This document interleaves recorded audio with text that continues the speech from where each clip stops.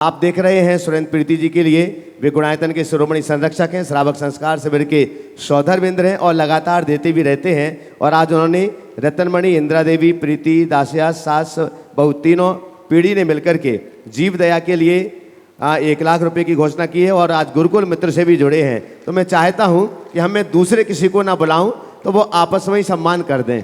सुरेंद्र जी अपनी अर्धांगिनी का सम्मान स्वयं कर दें, अंगवस्त्र दे दो, महावीर जी वहीं पर दे दो उनको ले जा करके, क्योंकि दूसरे को आने जाने में समय लगेगा और वो ठीक भी है।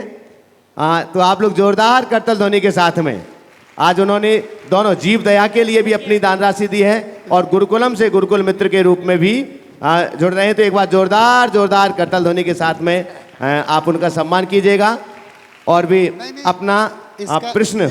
दोनों महाराज जी के चरणों में कोटि कोटि नमन, सभी क्षुल्लक जी के चरणों में इच्छा में।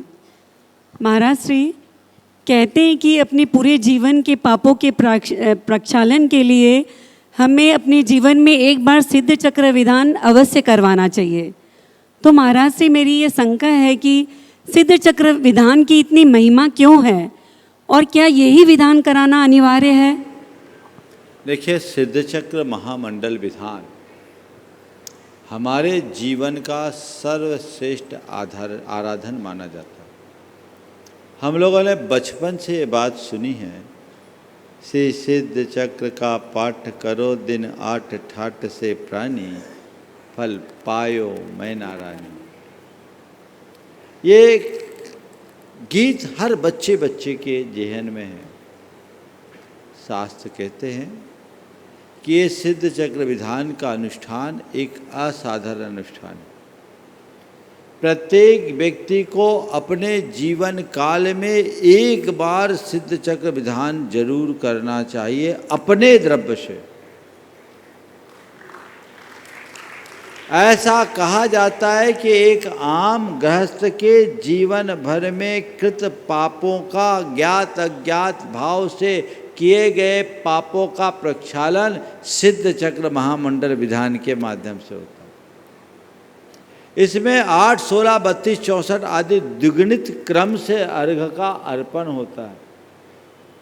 ये हमारे कर्म क्षय का सातिशय निमित्त है।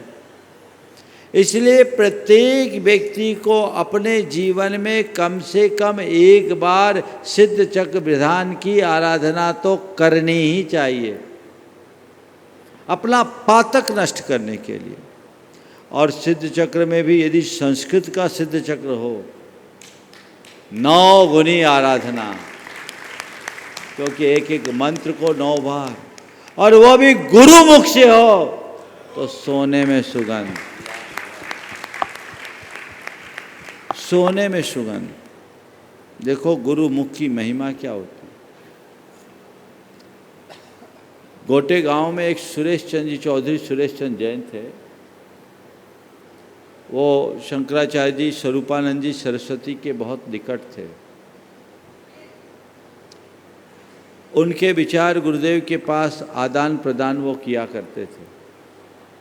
एक दिन उन्होंने कहा, दतिया में एक पीठ है ना, कौन सा पीठ है, पीताम्बर पीठ, वहाँ 2200 वर्ष पुराना एक ग्रंथ मिला। उस ग्रंथ में लिखा कि श्री यंत्र यदि किसी दिगंबर मुनि के हाथ से मिल जाए तो उसका फल सहस्र गुना होता है।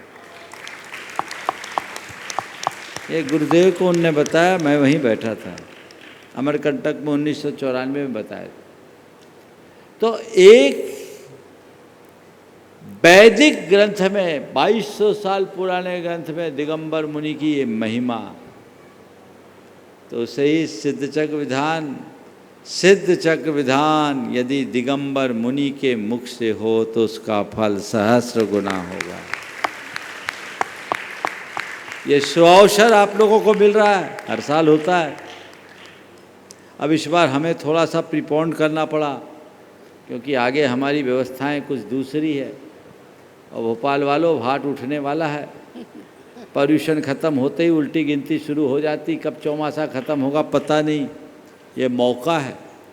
अब हर कोई चाहता है महाराज आपके सानिध्य में विधान हो, तो हमने भैया ये समस्या तो बड़ी मुश्किल है, कैसे सबके पास कराए, इसलिए हमने एक तरकीब निकाली बहुमंडली विधान की। जितने मंडल बनाना बना लो, सब एक एक मंडल में एक एक परिवार का विधान है, क्योंकि तुम्हारा द्रव्य, तुम्हारी सामग्री, तुम्हारे भगवान, तुम्हारा मंडल, तुम्हारा मंदिर, तुम्हारा परिवार, सामूहिक कोई उपाय नहीं। बहुत सारे लोगों ने नाम दे दिया है, मैं तो आप सबसे कहूँगा ये अवसर है, चूकना मत। भोपाल से बाहर आकर के तुम क्या लाभ लोगे तो मुझे नहीं पता, लेकिन भोपाल में अवसर आया, इसे खोओगे तो हाथ मलते रहोगे, इसमें कोई संशय नहीं। आज भी कई लोग, ये सुरेंद्र जैसे लोग तो ऐसे एक विधान नहीं छोड़ते, इस विधान में भी आने की तैयारी है। ये भाव है, तो ये आप सबके लिए मौका है, आप सबको इसका लाभ उठाना चाहिए। महाराज जी हमें आशीर्वाद दीजिए, पूरा परिवार को लेकर आए इस बहुत विधान सुंदर, में। बहुत सुंदर, बहुत सुंदर।